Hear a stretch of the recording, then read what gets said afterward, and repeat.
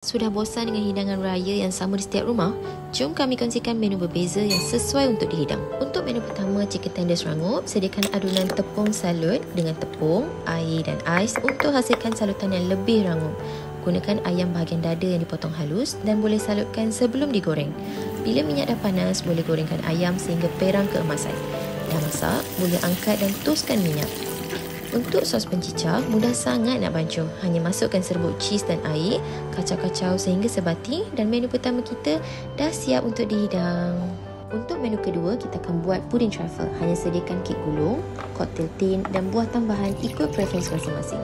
Penuhkan lapisan pertama dengan kek gulung dan sediakan custard untuk lapisan kedua.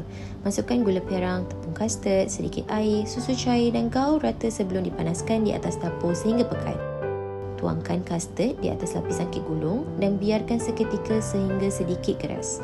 Sementara menunggu, kita boleh sediakan jelly untuk lapisan terakhir. Tak perlu masak, hanya masukkan serbuk jelly dan air panas, kacaukan sehingga rata dan sudah sedia untuk dituang. Pastikan lapisan custard sudah betul-betul keras sebelum letakkan jelly. Boleh tambahkan buah-buah dan koktail sebelum jelly dituang. Bila dah siap, boleh sejukkan dahulu sebelum dihidang.